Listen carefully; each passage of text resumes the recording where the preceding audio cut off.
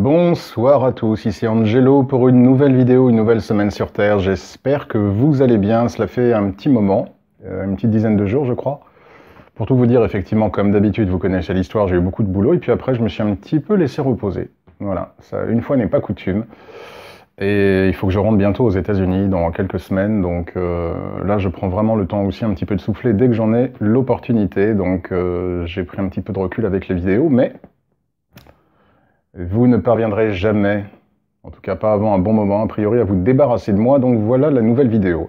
J'ai voulu faire cette vidéo sur les tests spirituels, qui est une notion qui peut être parfois un peu floue pour certains, si j'en juge certains messages que je reçois, et j'ai voulu prendre ce message qui va s'afficher à l'écran.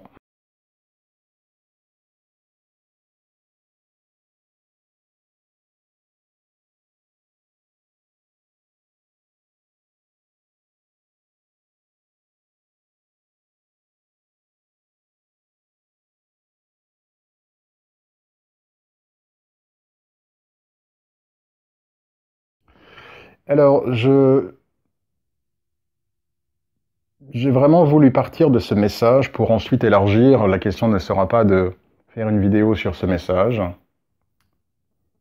Je n'ai pas grand-chose à dire par rapport à ça. Oui, a priori, enfin en tout cas, si ce que vous me dites est juste et réel, si vous vous êtes livré à des actions spirituelles pour effectivement dans un but de nuire, du fait de sentiments négatifs, colère, revanche, amertume, et si, ça fait beaucoup de si, mais admettons, et si effectivement ces démarches spirituelles ont abouti à ce que vos adversaires, en tout cas les personnes que vous n'aimez pas, plus leur entourage, aient des répercussions négatives dans leur vie, effectivement cela s'appelle de la magie noire.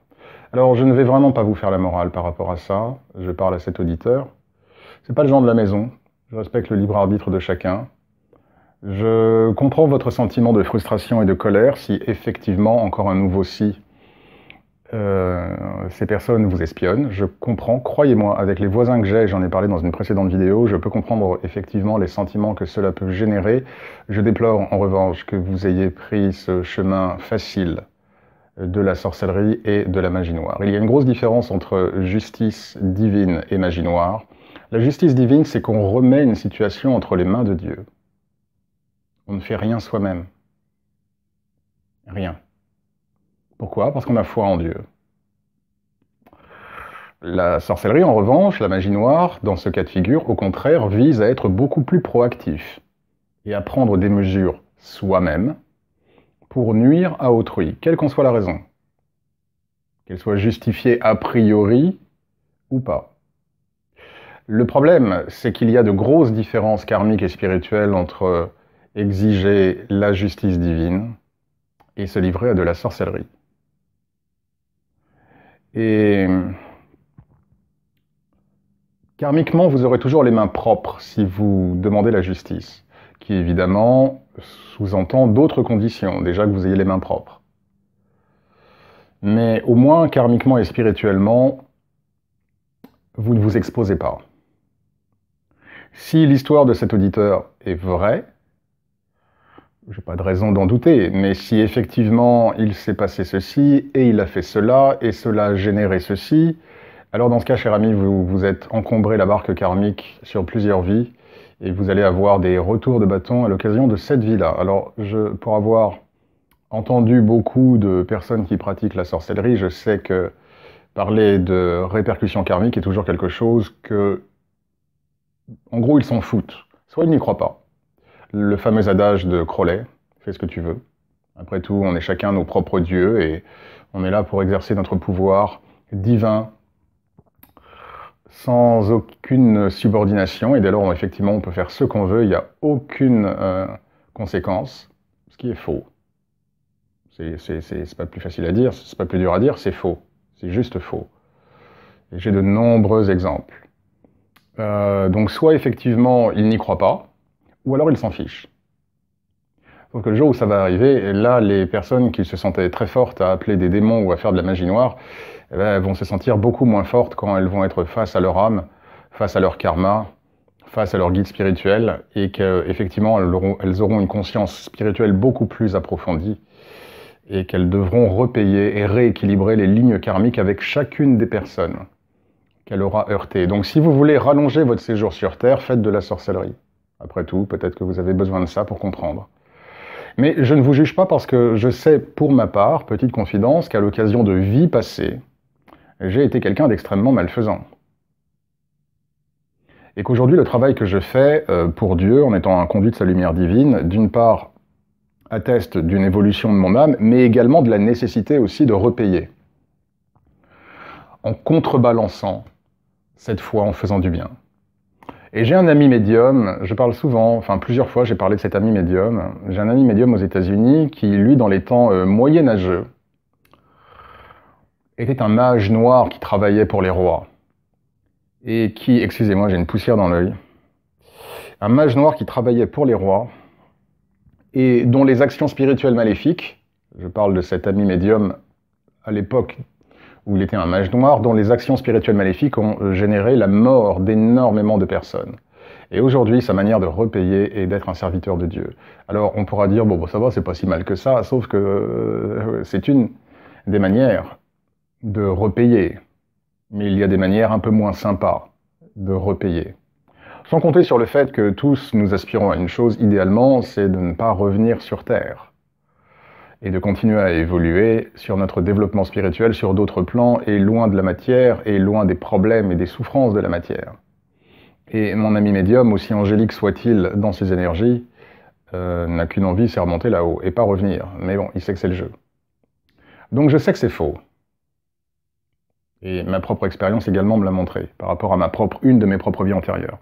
Donc si, le problème c'est qu'on ne décide pas de comment on doit repayer, et qu'il y a des personnes effectivement qui vont repayer en travaillant pour Dieu, mais cela nécessite aussi entre-temps de multiples vies où leur âme finalement quitte la voie du mal pour emprunter la voie du bien. Et entre-temps, elles peuvent être amenées à repayer de manière un peu plus sordide. Donc c'est malheureux que vous ayez fait ça, mais je ne vous juge pas et je ne me place pas sur le point de vue de la morale. Alors pourquoi est-ce que ce message sert de prélude et d'introduction au sujet de la vidéo d'aujourd'hui, les tests spirituels? Nous parlons souvent, vous avez probablement souvent entendu cette expression, que la vie est une école où nous apprenons nos leçons, et dans toute école, il y a des tests, ce qu'on appelle des concours, des examens, des DST, comme on le disait à mon époque, devoirs sur table. Eh bien, la vie n'échappe pas à cette règle.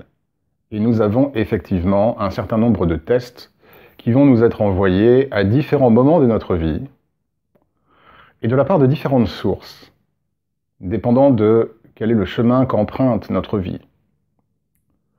Alors je ne peux pas faire une vidéo d'1 heure, mais je vais essayer d'être quand même, on va dire schématique mais complet, sans être exhaustif. Tout d'abord, il y a les tests que j'appellerais les tests structurels. Par exemple, vous naissez aveugle. Vous naissez avec une déficience physique ou psychologique, tout en ayant conscience de cette déficience, par exemple, ou pas. Autre test structurel, vous naissez dans un environnement familial dysfonctionnel. Vous avez un père qui vous bat, vous connaissez l'abus quand vous êtes jeune, de la part peut-être d'un membre de votre famille, ou alors tout simplement vous n'avez pas d'amour de la part de vos parents, qui en gros vous humilie, vous parle mal, etc., etc., ce qui, a priori, serait de nature à vous traumatiser sur l'ensemble de votre vie. Donc ça, ce sont des tests, on va dire, structurels. Ce sont les tests que vous avez vous-même souhaités et désirés en vue de rétablir des lignes karmiques et de vous libérer de certains poids.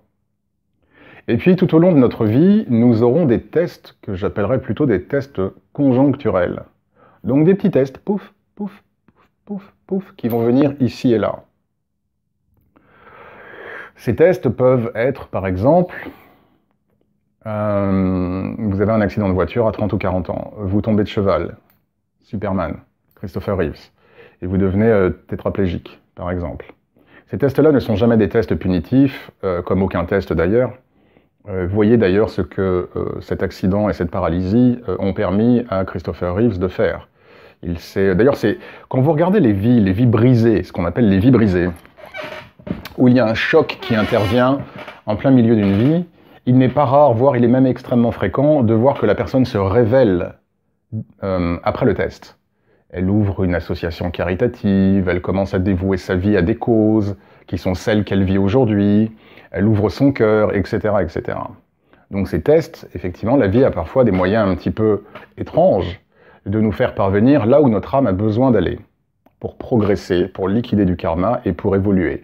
Et il n'est pas rare que ces tests soient à l'aune humaine des drames, des tragédies, mais sans lesquels l'individu, au travers de son incarnation présente, n'aurait jamais fait le switch, fait la bascule, pour finalement se révéler et ouvrir son cœur.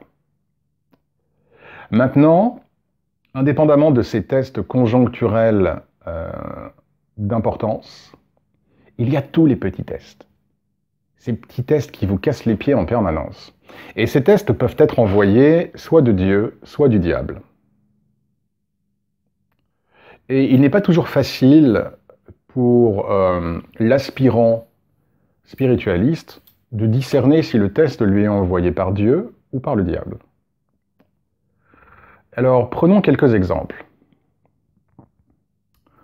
L'histoire de cet auditeur, par exemple, est un test qui pourrait être envoyé dépendant de son profil spirituel, qui pourrait être envoyé tant par Dieu que par le diable. Quelqu'un qui vous casse les pieds, quelqu'un qui vous espionne, quelqu'un qui s'en prend à vous, qui n'est pas très aimable avec vous. Ce genre de test-là pourrait à la fois être envoyé par Dieu et par le diable, tout dépend. Vous choisissez le chemin de la lumière, vous êtes un spiritualiste, vous dédiez votre vie à Dieu, ou en tout cas vous avez une claire conscience spirituelle et un amour de Dieu, et vous avez quelqu'un un collègue de travail, un voisin, qui va vous casser les pieds. Ça peut tant être le diable qui vient pour essayer justement d'attiser vos instincts animaux, et du coup permettre à toutes ces forces, toutes ces émotions négatives et donc maléfiques que nous pouvons parfois avoir, en tout cas influencer une inclination maléfique. Donc ça peut très bien être le diable qui vient vers vous justement pour vous tirer du chemin de Dieu. N'oublions pas que le diable déteste Dieu. Et dès lors, le diable veut soustraire à Dieu toutes ses brebis, afin que Dieu soit un Dieu isolé et seul. Comparaison n'est pas raison, j'aime bien parler en images. Imaginez un parti politique qui veut remporter les élections et qui veut siphonner le parti de l'adversaire. Voilà, pour vous faire comprendre. Et donc le diable déteste l'homme, qui est empreint de Dieu, de la lumière divine, qui est issue de Dieu et que Dieu aime de manière inconditionnelle. Et la joie, le plaisir du diable est de pouvoir soustraire de Dieu ses propres enfants. C'est très vicieux quand on y pense. Donc ce test-là, vous êtes sur le chemin divin, vous priez tous les jours, vous allez à l'église, peu importe, vous honorez Jésus, vous honorez les anges, vous écoutez des vidéos spirituelles, vous essayez de faire, voilà, et puis boum, quelque chose va arriver et ça va vous mettre en colère et ça va vous mettre en rage. Ou en tout cas de nature à vous mettre en colère et de nature à vous mettre en rage. Eh bien effectivement, ça peut être le diable qui veut, par ses épreuves et par ses difficultés, freiner votre développement spirituel, amoindrir votre lumière, créer beaucoup plus de distance entre vous et Dieu, et en gros, vous faire croquer la pomme. Et donc effectivement, vous vous énervez, et là vous allez insulter en retour la personne, vous n'allez plus vous maîtriser, vous allez avoir des mots extrêmement violents, vous allez peut-être avoir des gestes extrêmement violents, ou alors, comme cet auditeur, vous allez basculer sur le chemin obscur, vous allez choisir la ligne du mal, et vous allez pratiquer de la sorcellerie. Le diable a gagné. Bravo. Ça peut être aussi Dieu, qui peut vous envoyer peut-être parfois des personnes un peu difficiles, justement, en gros, pour voir si vous avez bien compris vos leçons. Par exemple, on n'abandonne pas son pouvoir aux énergies négatives. On reste dans l'amour. On s'écarte de la voie du mal. Donc, Dieu peut aussi envoyer des personnes un peu difficiles parfois autour de nous. Un peu pour évaluer, bon alors où est-ce qu'on en est aujourd'hui Angelo? Voilà, ça fait un petit moment, très bien, tu as fait ça, tu œuvres pour moi, d'accord, très bien. Allez, c'est le moment du test. Boum, des voisins pourris. On va voir comment est-ce qu'Angelo il se comporte. Est-ce qu'il va pratiquer de la sorcellerie? Est-ce qu'il va aller au cimetière d'à côté et faire des rituels avec les esprits des morts? Est-ce qu'il va leur casser la gueule? Est-ce qu'il va lui-même rayer leur voiture? Ou est-ce qu'il va rester justement dans la lumière de Dieu? Bon. Donc ce type de test peut, en fonction des profils et en fonction des situations, venir soit du diable ou de Dieu. D'autres tests, tous les tests qui sont généralement de nature à développer des sentiments charnels, des instincts bas, sont des tests du diable. J'ai un ami spiritualiste aux États-Unis qui est en couple et qui est tombé, si je puis dire, sur une cliente extrêmement séduisante et il a craqué. Il n'y a aucun problème entre deux adultes consentants, le problème c'est qu'il était en couple. Donc, il est devenu adultère. Et il a contrevenu à son propre chemin spirituel. Et ça, ce test, c'est le diable qui l'envoie. Le diable va déceler chez chaque individu les faiblesses qui sont les siennes. Le diable est très, très malin. Ce surnom ne lui est pas usurpé. Il est extrêmement malin.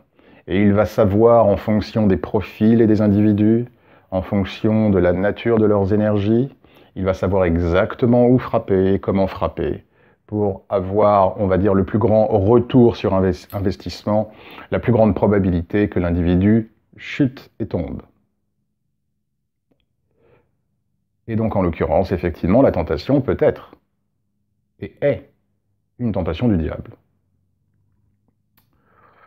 Évidemment, tout ce qui peut avoir attrait à une personne qui va s'autodétruire, même si elle le sait, même si elle veut s'en sortir, la tentation revient, drogue, alcool, etc., etc. Je ne parle pas de cigarettes. Drogue, alcool, évidemment, ce sont des tentations du diable. En gros, prenez les 7 péchés capitaux et vous comprendrez comment le diable peut parvenir à ce que l'homme faute, ou en tout cas fasse, pour employer un terme religieux, pour employer un terme plus spirituel, fasse un choix qui ne soit pas le meilleur correspondant à son intérêt supérieur. Et là, vous aurez toute la liste de tests possibles. Prenez juste la liste des 7 péchés capitaux. C'est schématique, c'est pour vous faire comprendre. Donc à chaque fois qu'une personne, par exemple, vous conduisez, une personne vous fait une tête à queue. Vous avez plusieurs manières de réagir. La première, c'est de foncer et de vouloir rattraper la personne, de la bloquer ou de l'immobiliser, de sortir votre voiture, de lui casser la figure. Vous avez échoué un test. Une autre manière de réagir, une personne fait une tête à queue, d'accord, vous la voyez à temps, c'est de bénir Dieu et de remercier votre ange gardien que vous n'ayez pas eu un accident.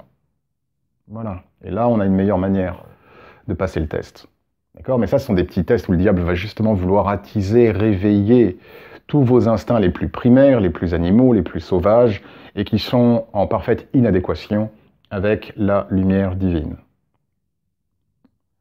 Donc forcément, tout ce qui a trait à l'avarice, l'avidité, tout ce que des individus peuvent faire pour la gloire, pour l'argent, pour la réussite, au détriment des autres, sont des tests envoyés par le diable. N'oublions pas que le monde, ça m'embête toujours de le dire, le monde est créé par Dieu, mais aujourd'hui, quelque part, il appartient au diable. C'est bien la raison pour laquelle Jésus disait qu'il n'était pas de ce monde, et il nous invitait je crois qu'il disait, à haïr ce monde.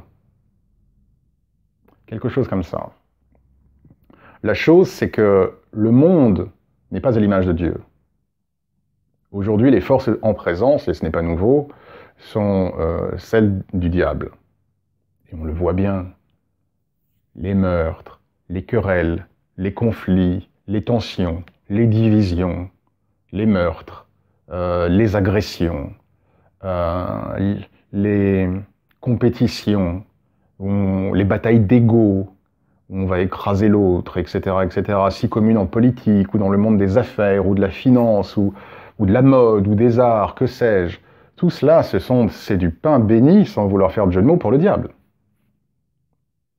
Et il faut une force et une foi du tonnerre en acier trempé aujourd'hui pour pouvoir naviguer dans ce monde en évitant les balles. tout cas en évitant les filets. Donc vous aurez dans votre vie de tous les jours toute une série de tests du diable qui va essayer justement de vous faire perdre votre calme, qui va vouloir vous influer, vous impacter, pour que vous preniez des actions qui sont à l'encontre des lois divines, en heurtant les autres, de manière injuste, et de manière qui ne soit pas, on va dire, la simple défense de vos droits. Par exemple, vous avez un voisin qui vous espionne, et bien vous faites en sorte que vous... physiquement parlant en tout cas, que vous arrivez à établir la preuve que ces personnes vous espionnent, vous les assignez en justice, ce n'est pas de la sorcellerie, et ce n'est pas céder au diable. C'est juste faire respecter votre droit, mais vous n'êtes pas rentré dans la violence, vous n'êtes pas rentré dans le jeu des forces de l'ombre, vous avez juste exercé votre droit à vous défendre selon les lois humaines. Cela est parfaitement admissible, d'accord?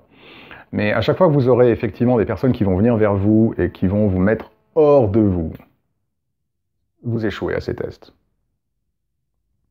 Et donc le diable se repaît de cela. Les tests,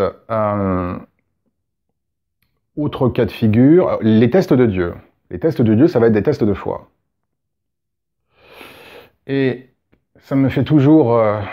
je réagis toujours intérieurement quand je vois « Angelo, j'ai prié, il ne s'est rien passé ». C'est un test.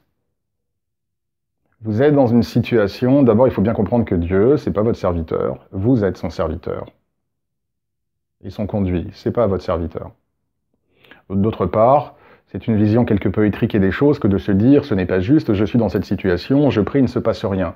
Peut-être que vous deviez être dans cette situation. Ou peut-être que vous êtes dans cette situation parce que peut-être que vous l'avez oublié, mais il y a peut-être 5 ans, 10 ans, 1 an, 3 ans, 20 ans, 30 ans, vous avez abouti, vous avez fait des choses qui aujourd'hui font que la vie vous dit « Ok, tu t'es ménagé ça, maintenant, à ton tour ». Ou peut-être que c'est ce que vous avez élaboré dans une vie passée.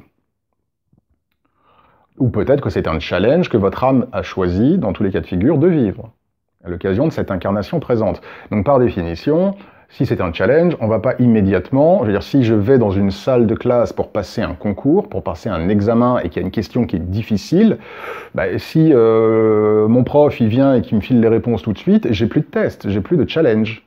Donc il y a des moments où nous devons traverser certaines périodes difficiles. Être un conduit de la lumière divine ne veut pas dire que on a une vie forcément sans difficulté, sans blocage et sans souffrance. Mais cela signifie qu'au travers des challenges, au travers des souffrances, au travers des blocages, nous restons dans notre foi et nous faisons confiance à Dieu pour peu ou prou, et très souvent de manière assez claire, nous aider à un moment ou à un autre, de la manière qu'il veut, mais nous aider. Et l'aide, nous l'avons toujours. Bon. Mais donc les tests de foi, ça, ce sont des tests divins. Vous ne faites pas, ou vous dites que vous croyez en Dieu, mais en réalité, vous vous comportez dans votre vie de tous les jours en étant complètement dans le contrôle, pas dans le lâcher-prise, toujours dans la peur ou dans l'anxiété. Vous échouez au test. Vous échouez au test de votre âme que de vivre une incarnation terrestre où elle va s'en remettre à Dieu, effectivement se concentrer sur Dieu, avoir foi, s'abandonner à sa foi et vivre sa vie sans se poser plus de questions. Bon. Les autres... Dieu peut effectivement parfois voir comment vous agissez si vous êtes dans votre cœur au regard de certaines personnes. Un ami vient vous voir, il a un problème. Vous l'ignorez. Un SDF dans la rue vous demande si vous n'avez pas une petite pièce. Vous l'ignorez. Ce sont des tests de Dieu. Alors évidemment, on ne peut pas donner une pièce à tous les SDF, surtout aujourd'hui. Mais entre donner une pièce à tous les SDF et n'en donner à jamais personne, il y a une marge. Donc Dieu va mettre sur votre chemin, surtout si vous empruntez activement et formellement le chemin divin. Je vous invite à regarder ma vidéo « Devenir un conduit du divin » pour ceux qui ne l'ont pas vu. Dieu va mettre sur votre chemin des gens en souffrance. Il va dire « Ok, d'accord, donc tu veux être un conduit de ma lumière, tu veux œuvrer pour moi dans ce monde. Pas de problème. Je vais t'envoyer des gens en souffrance et en détresse. » Et ce n'est pas forcément aussi... dramatique au sens anglais, c'est-à-dire grandiose, enfin au sens plein du terme, que pour un spiritualiste qui en fait son activité principale comme moi, au travers de gens qui vont avoir des problèmes et des difficultés. Ça peut être des petites choses. Un collègue qui va pas bien ce jour-là, et peut-être que vous auriez pu lui proposer d'aller prendre un verre après le boulot, peut-être que vous auriez pu lui passer un petit coup de fil un soir, peut-être que vous auriez pu déjeuner avec lui, peut-être que vous auriez pu prendre 10 minutes de votre temps pour l'écouter. Eh bien, vous ne le faites pas. Parce que vous voulez rentrer vite à la maison, parce que vous êtes claqué, ou vous voulez regarder votre match de foot, ou parce que vous avez vos propres problèmes. Donc ça peut être un collègue, ça peut être vous travaillez dans un magasin, un client qui vient. Vous êtes au Leclerc, au Monoprix, vous voyez une caissière, peut-être qu'elle a l'air triste. Ça peut être des choses petites comme ça. Bien évidemment, les tests aussi d'amour inconditionnel, qui peuvent venir de Dieu, se traduisent par des interactions un petit peu plus difficiles avec les membres de la famille. Vous avez un fils difficile, vous le foutez à la rue. Vous avez un père difficile, quoi qu'il ait fait, vous l'ignorez. Ou il est malade, vous n'allez pas le voir. Vous avez un frère avec lequel vous êtes en conflit, vous ne faites jamais le premier pas. Même si c'est moi qui ai raison, c'est moi qui suis plus âgé, c'est lui qui me doit le respect et qui devrait... C'est l'ego, ça, qui parle, c'est pas le cœur. Donc les relations familiales, où vous avez un enfant difficile, vous l'ignorez, même si vous ne le mettez pas à la rue, vous l'ignorez, vous lui criez sans arrêt dessus, vous ne lui donnez pas d'amour. Ce sont des tests. Des tests envoyés de Dieu pour voir si vous êtes dans votre cœur, si vous voulez rayonner de sa lumière, quelles que soient les difficultés. Jésus a dit effectivement, et ça c'est quelque chose qui est, je veux dire, si on veut avoir une idée de comment au mieux, enfin, on a un manuel d'emploi avec les paroles du Christ. Sa vie, c'est le manuel d'emploi, quoi. On parlait tout à l'heure de l'auditeur qui a fait de la sorcellerie, qui disait qu'il était tellement costaud et tellement fort, mais Jésus, il fait ça, c'est ses propres ennemis, ils disparaissent en poussière. Jamais, jamais Jésus n'a fait ça. Il est resté dans son cœur. Et lui avait le vrai pouvoir. Donc, tous ces tests-là, ces situations-là, la vie du Christ est un excellent mode d'emploi. On a affaire à des gens difficiles. Jésus a bien dit, pardonnez, pardonnez, pardonnez, pardonnez, pardonnez. Est-ce que je devrais pardonner jusqu'à 7 fois? Non, tu pardonneras, je te demande de pardonner jusqu'à 7 fois 77 fois, ou 7 fois 70 fois. Donc non, cela veut dire on n'arrête jamais de pardonner. Donc ces tests-là, on a des tests d'amour, on a des tests de contrôle, on a des tests où on ne bascule pas vers le mal, on a des tests de foi, de patience. Les tests sont permanents. Il faut savoir les voir. Il faut savoir les voir. Vous avez une décision, vous avez un choix à prendre, et un choix qui vous appelle le plus risque d'être préjudiciable à quelqu'un. Test du diable. Une personne difficile ou en besoin, en situation de fragilité, ou une relation un peu tendue, familiale par exemple, se présente à vous, test de Dieu. Je schématise, hein. Il y a des intersections entre, vous l'avez bien compris. Donc nous sommes testés en permanence. En permanence. Et notamment au travers justement de la prière et parfois des situations que nous vivons, le fameux syndrome de « j'ai prié, je n'ai pas eu d'aide », d'abord c'est faux, on a toujours une aide, d'une manière ou d'une autre. D'une manière ou d'une autre. Et parfois Dieu, entre guillemets, ne nous aide pas parce qu'il sait qu'en ne nous aidant pas, il va nous donner la force de traverser cette épreuve, même de la manière la plus dure possible, parce que si nous avions eu une aide, nous n'aurions pas eu ce qui va réellement être bénéfique pour nous à l'issue de ce processus. Les mécanismes spirituels sont beaucoup plus complexes, c'est pas A ou B, je prie, j'ai de l'aide, ou si j'ai pas d'aide, c'est pas bien. Non, parfois il ne faut pas avoir l'aide qu'on veut, si on veut s'en sortir. Ça, faut le comprendre. Ça, faut ouvrir un petit peu ces fenêtres un petit peu spirituelles et regarder parfois les choses du gros, comment dire, pas avec la petite, comment on dit, lucarne, mais avoir une vision un petit peu plus distanciée. Donc, vous avez été testé, vous allez continuer à être testé. Parfois, pour ceux qui sont des guérisseurs, des gens qui travaillent dans l'énergétique, des spiritualistes, le fait d'avoir un cas, et vraiment vous voulez aider la personne, et vous voulez sauver la personne, et elle meurt. C'est un test de foi. On ne peut pas guérir tout le monde. C'est un test de foi. Et la pire chose que vous puissiez faire, c'est de dire je ne vaux rien, on m'écoute pas là-haut, j'ai aucune compétence, je suis nul. Et là, le diable commence à rigoler, et il va commencer à injecter des petites pensées de plus en plus négatives, puis il va vous envoyer un autre test, et voilà. Ou alors vous restez dans votre lumière et vous dites « Oh Dieu Tout-Puissant, tu sais ce qui est le mieux pour cette personne. Merci de m'avoir permis d'être un conduit de ta lumière. Tu as décidé qu'il en soit ainsi, puisse cette personne demeurer en paix aujourd'hui. » Ou alors « Seigneur Tout-Puissant, j'ai essayé d'aider cette personne dans cette maladie. La situation est ce qu'elle est. Je te remercie en tout cas de m'avoir permis de lui envoyer ton amour et ta lumière. » Voilà, et là on réagit bien, on ne commence pas à douter de Dieu, et à douter de soi, et à douter de sa connexion avec Dieu. C'est juste pas possible. Donc les tests en fonction des profils, en fonction de votre activité, en fonction de votre vie, vont être multiples. Ça va être par un voisin, un membre de la famille, un conjoint,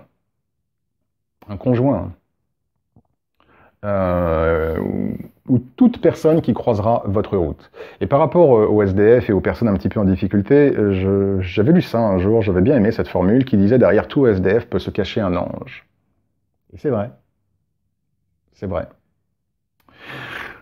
Quand on a un petit peu compris ces mécanismes, que vraiment j'épure au maximum, vraiment je simplifie au maximum pour essayer de faire un petit peu comprendre les choses et pour vous aider vous-même à identifier demain ces tests-là, quand on comprend un petit peu comment ça se passe, ça ne veut pas dire qu'on les passe tous avec brio et avec succès, mais on évite beaucoup de balles.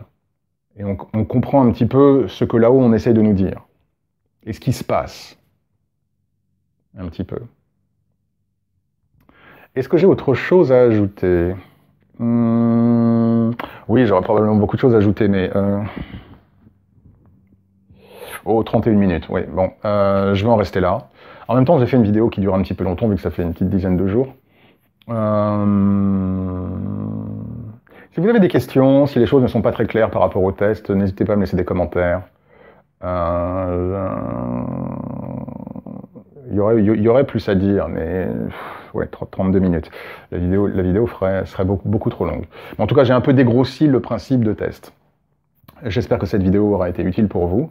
En tout cas, merci beaucoup de l'avoir écouté. J'espère que tout va bien pour vous. Prenez bien soin de vous, profitez du beau temps. Il commence à faire beau. Petit rayon de soleil, petite chaleur, petite terrasse, petit resto, petit café peut-être même qui ouvre. Donc profitez-en bien. Je suis encore en France pour quelques semaines. Et puis ensuite, bye bye la France, direction la Floride. Que Dieu vous bénisse, chers auditeurs. Merci d'avoir pris le temps de regarder cette vidéo. Et à très bientôt.